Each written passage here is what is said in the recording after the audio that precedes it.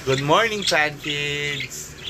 It's time! Umagandang umaga po sa inyong lahat at ngayon po ay ang aking hindi naman big reveal, siguro reveal lang ulit kasi nag-ayos tayo dito sa parehong garden. So lahat, i-reveal ko ngayon yung buong gardens, mabilisan lang siguro. Kasi yun nga, nagkaroon tayo ng memo sa ating subdivision na bawal na daw maglagay sa kalsada ng halaman o kahit anong harang sa sidewalk. Hindi pa ako tapos doon, pero pinipilit ko. Pero dito sa taas, yung mga plano ko na ipanik muna dito para nga makabawas dun sa baba is nagawa ko na. So hindi ko alam muna lang kung magdadagdag pa ako kasi hindi ko alam kung may lalagyan pa ako eh. Okay, so let us see and check natin kung anong mga nagawa ko. Okay?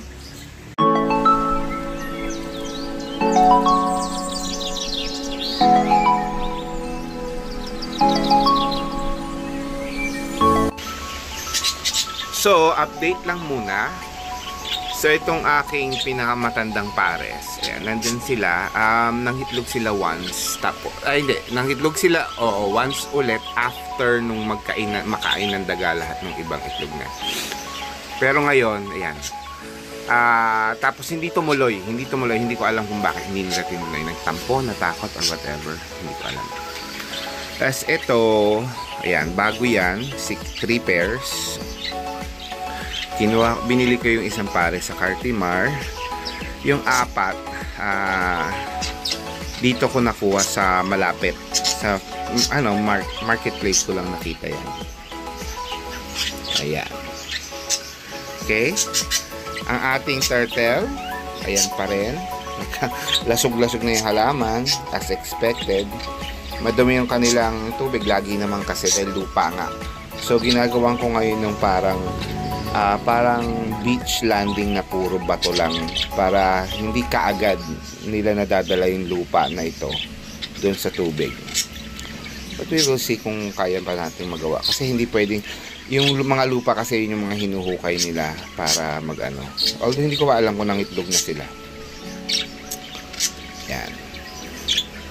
Then here, yan. So ang pinaka-libreng space ngayon ay itong part na ito. Yan. Hindi ko pa alam kung ibabalik ko na ito doon. Tapos move around ko na lang yung mga yan. Tapos para magamit ko pa itong isang patungan na to. Okay. So ito na magulo lang. Yan na yung pinakamagulo na part. Tapos ito waiting. Waiting sa sipag ko. Dahil tinamad ako bigla.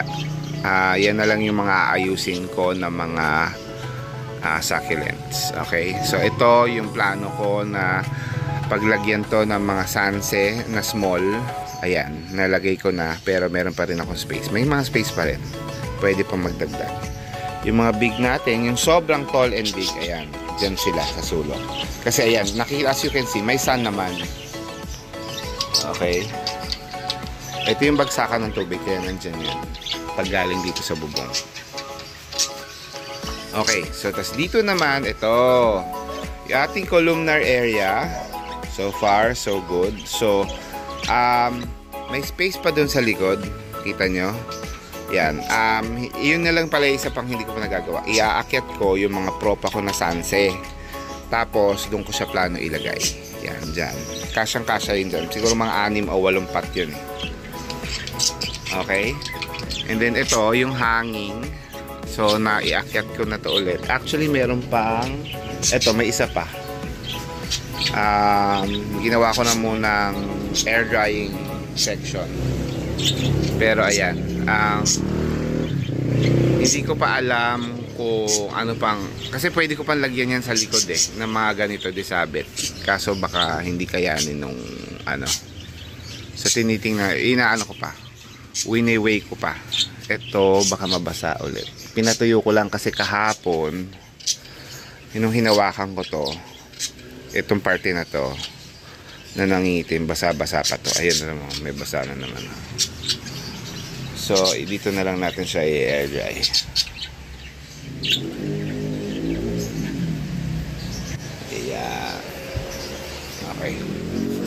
Okay, going to this section.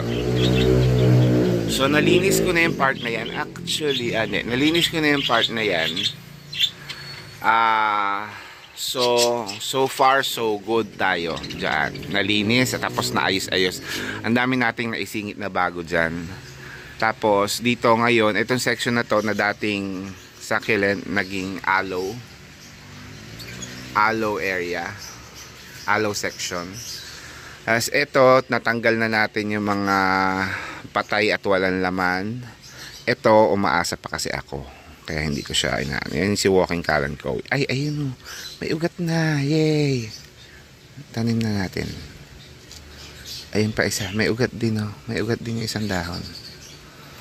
Yan, sana sila na maging bagong generation. Okay? Ito yung aking madiba.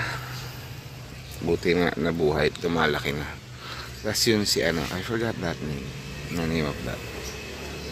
Yan. Tapos, dito sa kabila, as usual, ayan, cactus pa rin. Hindi ko masyadong binago to. Nagpalit lang ako ng laman or sectioning. Pero yung nasa likod na yun, sila pa rin yun eh. Ito, siya pa rin yan. Pero, yan.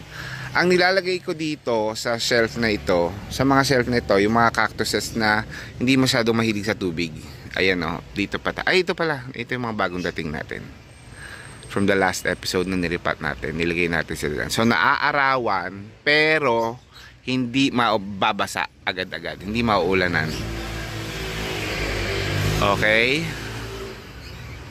Tapos ito, same pa rin halos. Nagsingit-singit lang tayo. Tinanggal natin yung mga patay.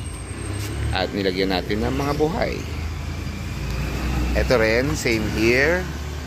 Nagpalit-palit lang tayo ng mga cactus dyan na hindi mahilig sa ulan. Okay, and then yung ilalim, ayan, as you can see, yan na yung mga succulents natin. Ay, succulent, sorry. Ayun yung mga Sansevieria natin. Galing yan dun sa baba. Yan.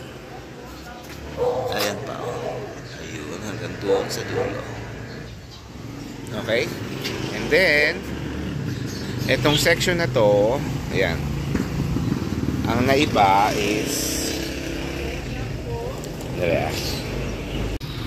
So, ang diferensya dito sa corner na to ay ano nga ba? Wala, pinagpalit-palit ko lang to bago tong ripat, bagong ripat lang actually. Nakuha ko yung mahaba, matanda na yun dun sa taas. Kasi yung dati ko maliit, isinama ko na. Ayan yung malalaki, mas malalaking dahon. Okay, so lumit na yung mga dahon niya kasi yung pot ng pinanggalingan ng mga anong yan, pink jadelet na yan ay puro damo. So alam niyo yun, yung kanyang pag-growth ay nahinder talaga. As ito, kinuha ko from dun sa ilalim. Ilagay na natin dyan. Ito, dati na to. So, ito lang ang old dyan, dun sa mga patungan na yan.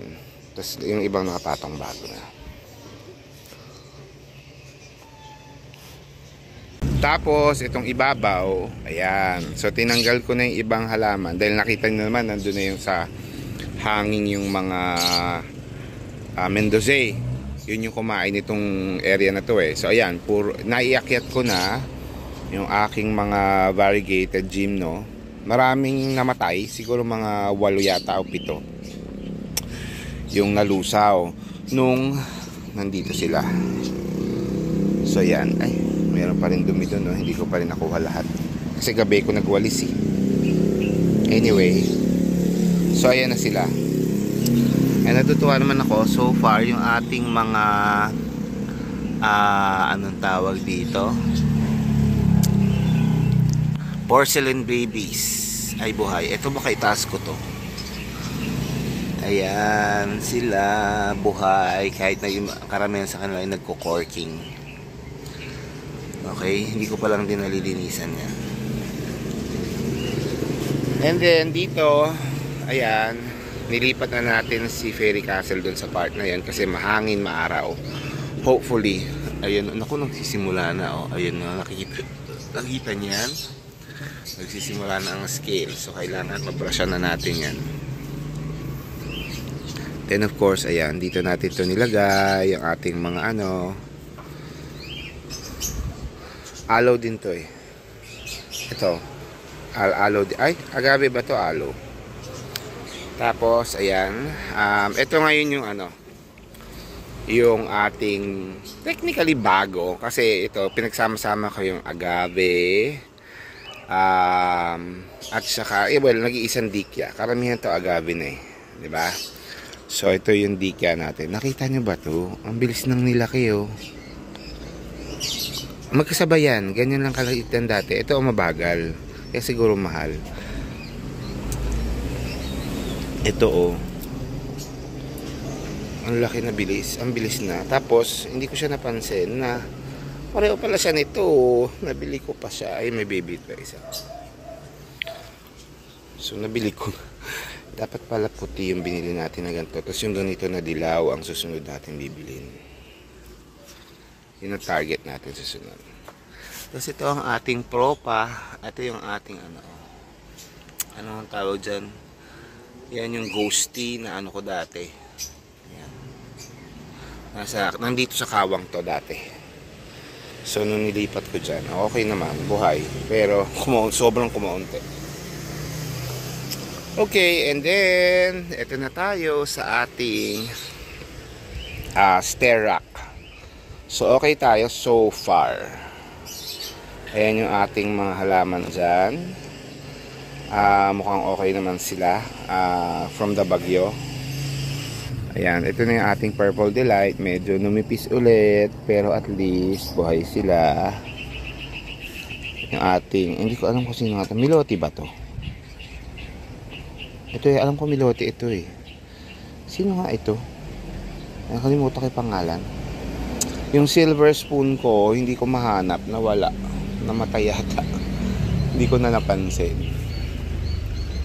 Pero ayan sila. Ito yung ating mga succulents hanggang 3rd level. Tapos, yung pataas, kaya cactus yan. Kasi yan yung hindi na, kumbaga, kung hindi hahangin at hindi masyadong malaki sa bagyo, hindi sila mababasa dyan.